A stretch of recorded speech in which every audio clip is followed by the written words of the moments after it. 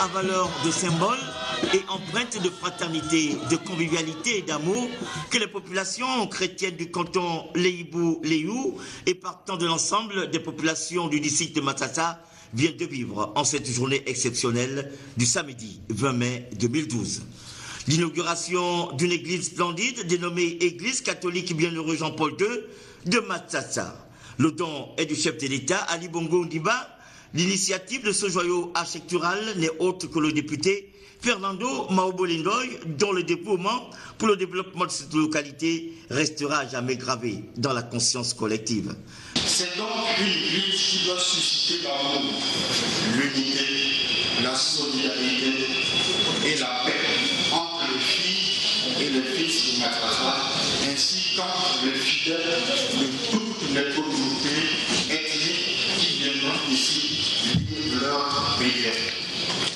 Je voudrais également profiter de cette occasion pour remercier les plus hautes autorités de notre pays qui ont bien voulu m'encourager à réaliser ce projet, en tête desquels Monsieur le Président de la République, chef de l'État, son Excellence Ali Bongo Ondimba, qui m'a fait l'honneur de m'assister moralement et financièrement.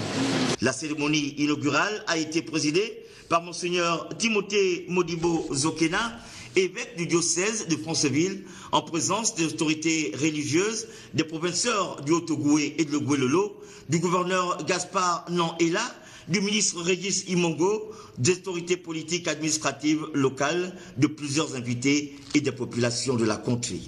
L'église Jean-Paul II de Matsatsa est la toute première église au Gabon et dans le monde à porter ce nom de ce pape qui a séjourné dans notre pays du 18 au 19 février 1982 et qui, tout au long de sa vie, dira le donateur, a travaillé pour que l'Afrique et singulièrement pour que le Gabon soit délivré de la puissance du mal et que les peuples de notre pays donnent leur vie et leur foi en Dieu. Par ce texte, votre frère et fils voudrait renforcer la lumière au sein de ce département. Pas la lumière physique, mais la lumière au niveau de nos âmes.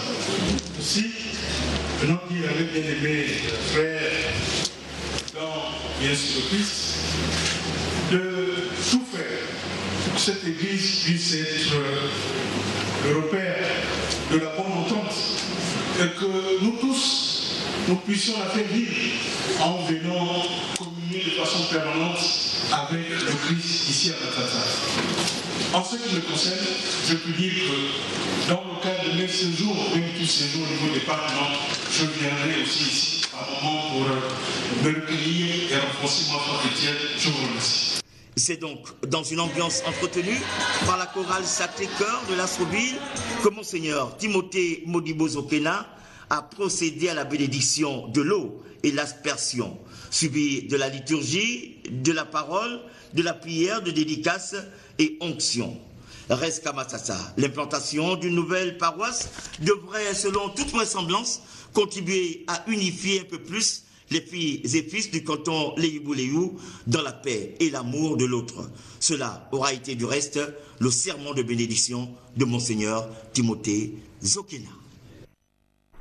Et en parlant d'église, justement, nous vous parlions en début de cette édition d'information des obsèques du vénérable Jérôme Okinda. Eh bien, vous aurez tout cela en images avant la fin de cette édition d'information.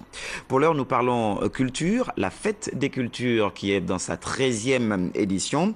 Elle a été l'occasion cette année d'expérimenter la décentralisation. La fête s'est donc tenue dans les différentes mairies d'arrondissement pour rapprocher notamment la culture du peuple. Afin de constater de l'engouement qu'a suscité ce concept, le ministre délégué à la culture, Walter Onewe, a donc fait le tour de ces différents arrondissements depuis Ovendo jusqu'à Libreville. Le constat est de Yves Oyono et de Arnaud Mengue.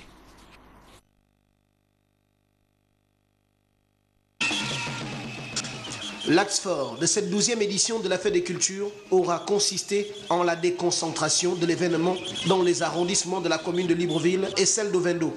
Cette idée a été rendue possible avec la totale adhésion des maires qui ont trouvé dans cette heureuse initiative l'occasion d'enraciner la fête dans les quartiers. L'un des objectifs visés étant de favoriser les échanges directs entre les communautés nationales et étrangères. Mieux, de favoriser l'accès de tous à la culture. En visite dans les points culminants de cet événement, le ministre délégué à la culture, Walker Onenwen, a pu se faire une idée de l'engouement suscité par ce concept.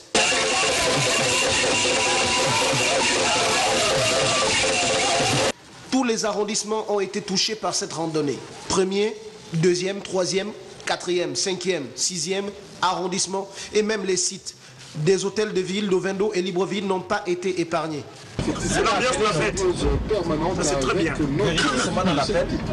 Constat, une fête vécue avec enthousiasme, des décors d'un charme naturel, le tout dans une ambiance conviviale. Visiblement, les maires ont su jouer leur partition dans cette magique aventure vécue de nuit comme de jour avec le même plaisir. Walker Onenwen et sa délégation ont apprécié et passé en revue tous les groupes de danse, mais aussi toutes les expositions. Entre autres, et naturellement, les merveilles de l'art culinaire gabonais traditionnel ont constitué la série sur le gâteau. Pour Walker Onenwen et tout le comité d'organisation de la fête des cultures, c'était déjà un début de satisfaction. Et il faut dire que l'édition 2012 de la Fête des Cultures a drainé son monde au sud de l'estuaire, notamment les Ovendois dans leur diversité ont communié pendant 3 jours, fiers de prouver donc la solidarité et la cohésion sociale au sein de la commune. Raïssa Laure Medza et Branly Timba pour le reportage.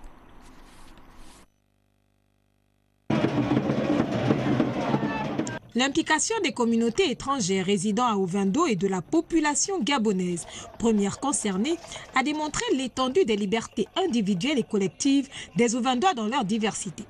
Pendant 3 jours, Ovendois et Ovendoises ont célébré la culture, vecteur de richesse, de partage des valeurs de tolérance et de paix. Circonstance favorable pour le premier magistrat de la commune qui a tenu à rappeler et remercier ceux par qui ces moments de partage ont été rendus possibles. Le gouvernement de la République, en décidant de décentraliser la fête des cultures, voudrait impliquer davantage les collectivités locales pour permettre ainsi une participation accrue des populations qui vivent dans nos cités et pour lesquelles il importe de faire développer des formes d'échange, de partage afin de promouvoir le vouloir vivre ensemble et une culture de paix. Décision, l'équipe gouvernementale sur l'impulsion de M. Raymond Dongsima, Premier ministre, chef du gouvernement, prouve que c'est au sein des collectivités locales que naît et se développe le sentiment de citoyenneté avant de s'exprimer au niveau de la nation. Je voudrais, au nom du conseil municipal et de l'ensemble du personnel, commencer par remercier particulièrement Monsieur le Président de la République, chef de l'État, dont la sauvegarde et la promotion de notre patrimoine culturel constitue un objectif majeur à ne pas laisser se volatiliser. Le 3e maire, Paulette Lenyongo, en charge de ce dossier, et son comité d'organisation ont mérité un coup de chapeau. Rendez-vous pris l'année prochaine. Un invité au cours de cette édition d'information, nous recevons M. Ongoto Mbachi Alexandre, c'est le secrétaire général adjoint de la primature. Bonsoir, Égé. Bonsoir. Alors, vous êtes là pour un communiqué. Il s'agit notamment d'une invitation aux étudiants à une réunion avec le Premier ministre, chef du gouvernement. Effectivement, il s'agit de ça. Nous vous écoutons. Alors, le Premier ministre, chef du gouvernement, avait convié pour une importante concertation toutes les parties prenantes de l'enseignement supérieur et de la recherche dans le but de rétablir la paix sociale et l'ordre public et restaurer le fonctionnement normal de l'institution universitaire. Le Premier ministre confirme donc sa volonté de s'entretenir avec toutes les parties concernées, notamment l'ensemble de la communauté estudiantine. En conséquence, il déplore qu'une partie de cette communauté n'ait pas pu le rencontrer vendredi dernier pour des raisons indépendantes de sa volonté. Dans un souci d'équité, le Premier ministre recevra à son cabinet le groupe dirigé par M. Olo Firmin ce mardi 29 mai 2012 de 10h à 11h et une délégation d'étudiants de l'USTM ce même mardi à partir de 13h. Par ailleurs, le programme initial arrêté avec les autres composantes, à savoir les syndicats des enseignants et chercheurs et les responsables de l'administration de l'enseignement supérieur et de la recherche de Franceville, est maintenu. Je vous remercie. C'est nous qui vous remercions. Nous vous rappelons que nous étions avec le secrétaire général adjoint de la primature, M. Ongo Tombachi Alexandre. Merci à vous.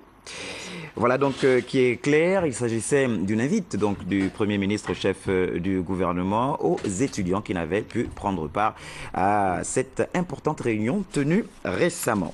Dans l'actualité, on parle encore de l'agence gabonaise de presse qui a, elle, un nouveau responsable. Il s'agit d'Olivier Mouketou. Ce dernier a été installé dans ses nouvelles fonctions par le secrétaire général du ministère de la Communication, Michel Nkiki-Mbou. La cérémonie s'est donc déroulée dans les locaux de l'institution. Le récit de Paul Insiaki, les images de Marlise Mengue. Entre Maxime Poupi, directeur sortant, et Olivier Mouketou, directeur entrant, et son adjoint Jean Elazué étaient rehaussés par le secrétaire général du ministère de l'économie numérique en lieu et place du ministre de tutelle empêché. Dans son intervention circonstancielle, Maxime Poupi a invité les agents à accompagner le nouveau responsable dans cette mission. Au personnel, tout corps de métier confondu, je vous inviterai à apporter la chaleur sincère à la nouvelle direction de l'agence gabonaise de presse afin de faire aboutir, n'est-ce pas, les dossiers de la maison comme il se doit. Geste d'installation des nouveaux responsables par le secrétaire général du ministère, le directeur entrant s'est dit prêt à relever les nouveaux défis au sein de l'administration dont il vient d'être promu. Que nous soyons techniciens de surface, chauffeurs, secrétaires, correcteurs, comptables, journalistes, avec ou sans emploi, je voudrais dire avec ou sans fonction, nous sommes tous embarqués dans le même bateau AGP que nous devons obligatoirement conduire à bon port. Redorer le blason de votre maison AGP en adoptant un comportement professionnel exemplaire et mutuel. Pour atteindre les objectifs voulus, l'implication de tous et de chacun est d'importance. Voilà, et puis après leur rencontre des 12 et 14 mai dernier, les membres de la Société gabonaise de chirurgie viennent donc de se retrouver une fois de plus, et c'était dans le cadre de la 21e journée scientifique, comme nous le rapporte dans cet élément Marie-Jo Moussabou Mziegou sur des images de Richard Moubiwa. En 1993, la Sogachir a eu pour vocation au départ de ressusciter, sinon de réanimer toute la société médicale du Gabon afin de relancer la vie scientifique de la cité.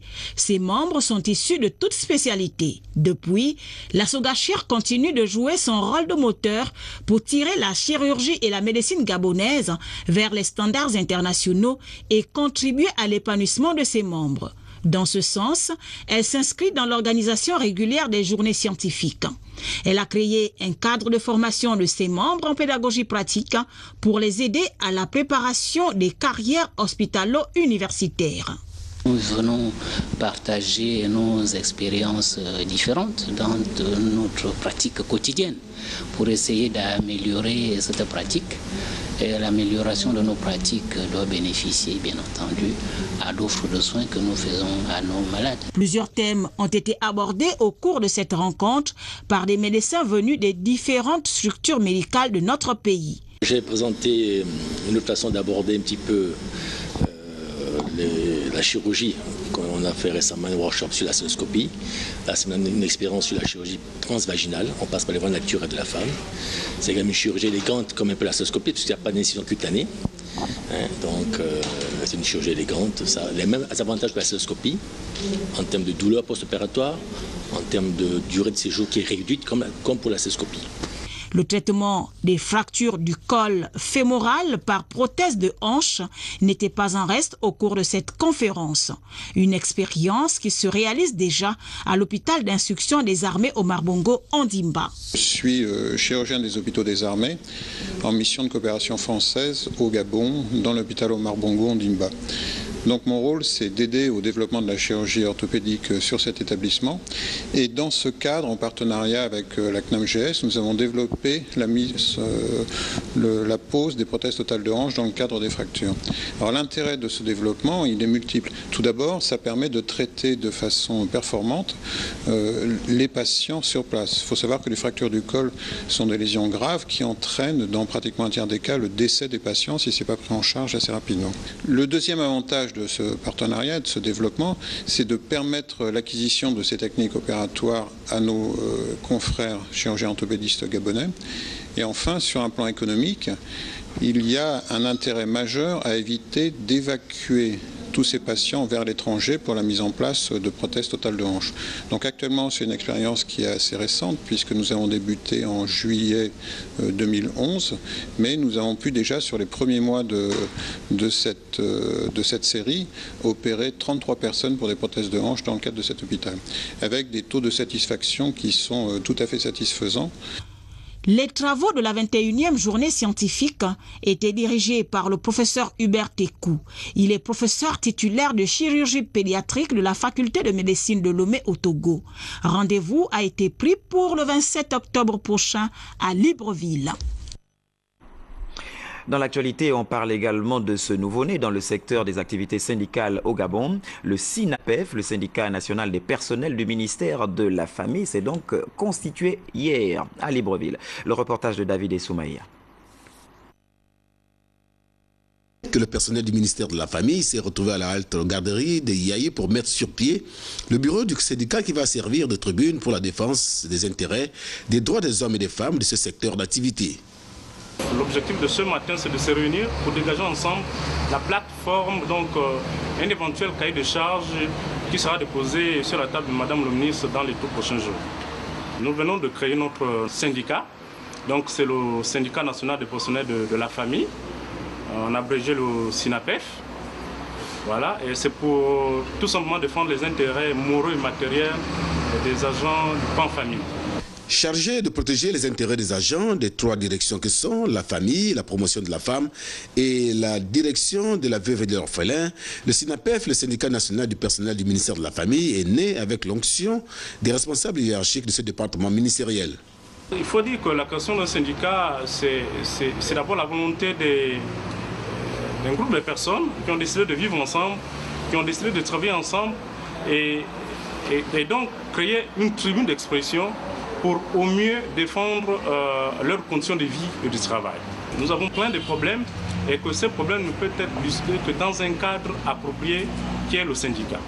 C'est une tribune tout indiquée pour mieux se faire entendre, pour mieux faire passer notre message.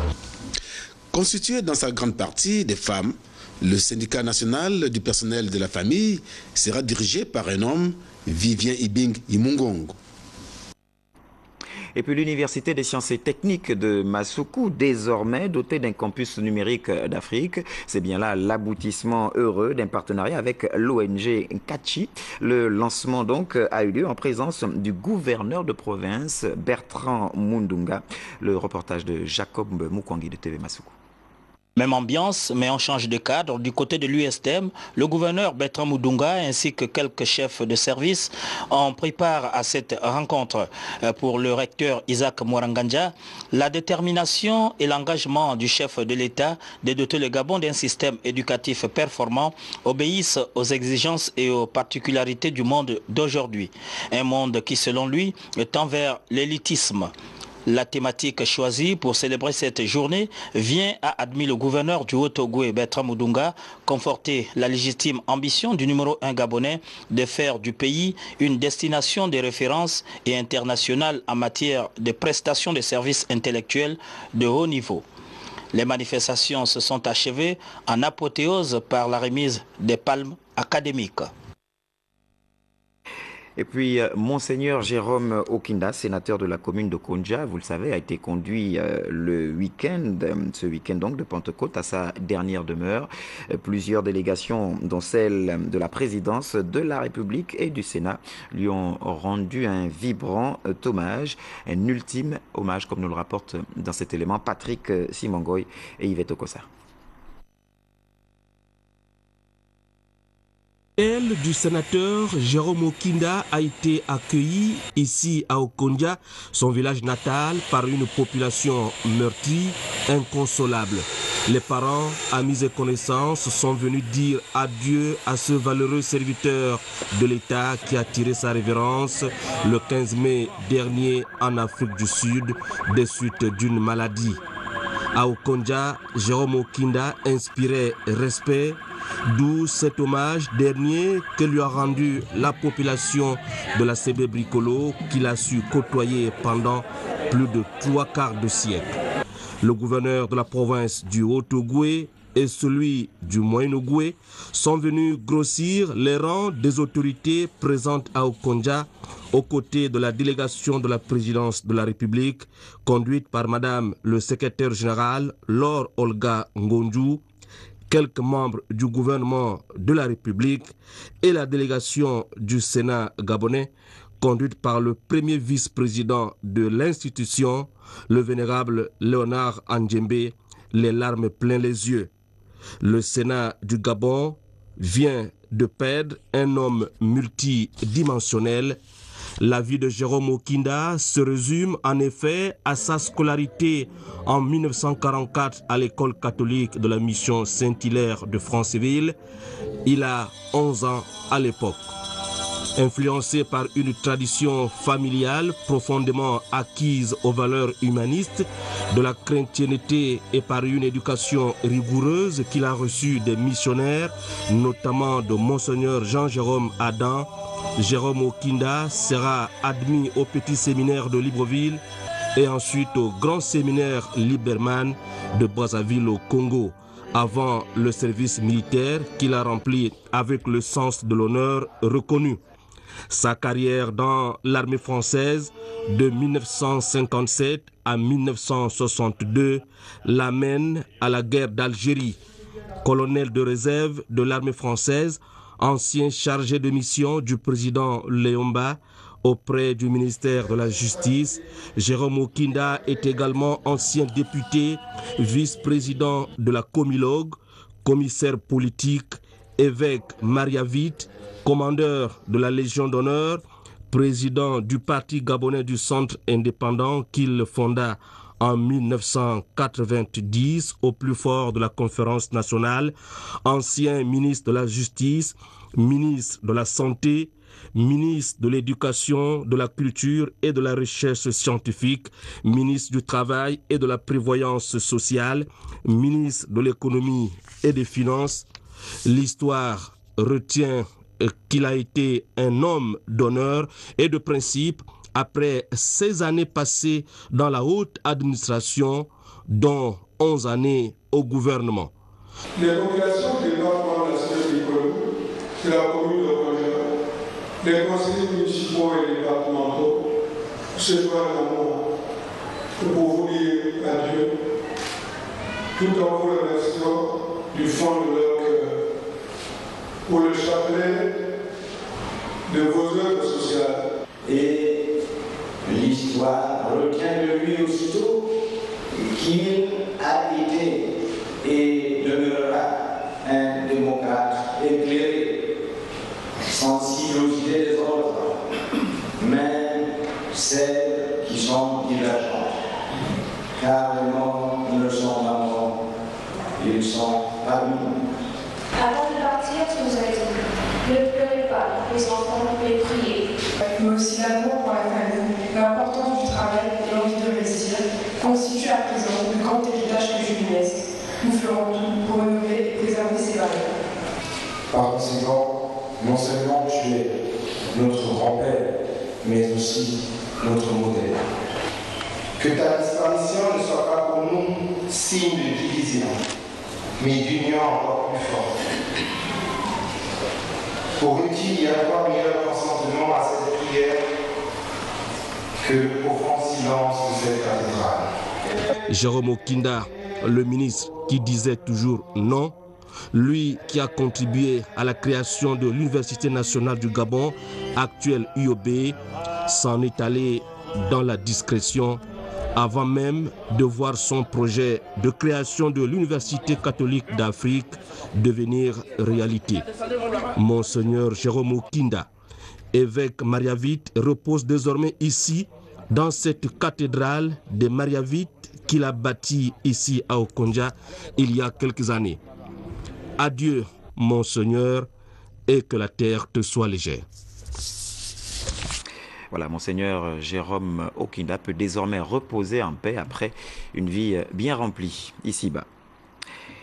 On parle de la FEGA Songo, la Fédération gabonaise de Songo, qui a tenu son assemblée générale constitutive hier, donc à l'hôtel de ville de Libreville. Assemblée générale constitutive au cours de laquelle elle a procédé à l'élection de son président. Une élection présidée par le directeur général des loisirs au ministère de la Culture, M. Linzonzo Sylvain. Et le compte-rendu est d'Alain Christian Oula sur des images de Jean de Dieu Mamboundou. Le Songo est un jeu de société qui se pratique au Gabon, au Cameroun, en Guinée équatoriale, au Bénin, au Togo et même en Asie et particulièrement en Chine et au Japon. C'est un jeu qui mélange en même temps les mathématiques, la sociologie et aussi la philosophie. D'où la vision de la nouvelle structure fédérale dirigée par le président élu, M. Désiré Meba Mefama, qui a pour objectif de faire légaliser les ligues provinciales, faire légaliser les clubs à travers le pays et faire légaliser la fédération. En Guinée équatoriale, au Cameroun, en Égypte aussi on joue, au Congo d'ailleurs on joue également. En Afrique de l'Ouest on joue mais ça ne s'appelle pas Songo, ça s'appelle Lawale. Et le principe est un peu différent, c'est-à-dire que nous on a 7 cases et eux ils en ont 5 et nous on va dans le sens de droite à gauche et eux c'est de gauche à droite, voilà. Et on capture jusqu'à 4 pions chez nous, chez eux c'est jusqu'à 3 pions. Donc, mais ça se joue quand même dans plusieurs pays.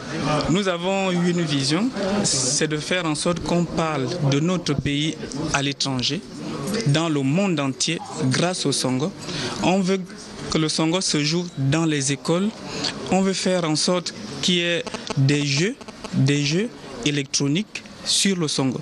Donc, on veut vraiment porter très haut le niveau du Songo. Vulgariser la pratique du Songo en multipliant les compétitions médiatisées, ouvrir des clubs de Songo dans des écoles primaires et secondaires afin d'initier les plus jeunes. Voilà, gardez bien vos positions. À la fin de cette édition d'information, vous retrouverez donc le secrétaire général adjoint à la primature, M. Alexandre Ongoto, que nous avons d'ailleurs reçu sur ce plateau. Cette fois, il viendra pour une déclaration. Il rendra donc public les résultats du scrutin à l'issue de l'élection pour le renouvellement des membres du Conseil économique et social. C'est donc à la fin de cette édition d'information, une édition d'information qui s'achève. La coordination depuis vendredi dernier était assurée par l'imperturbable Paulin Siaki et la douce Tassiana Minko sous le regard vigilant de Patrick Simangoy. Avec moi au cadre, Pierre Claver est là. Il se joint à moi et toute l'équipe d'antenne dirigée par Nestor Ecomier pour vous dire merci. Merci de nous avoir suivis tout au long de ce week-end. À très prochainement sur Gabon Télévision. 20h demain pour vous informer. Mathieu Koumba.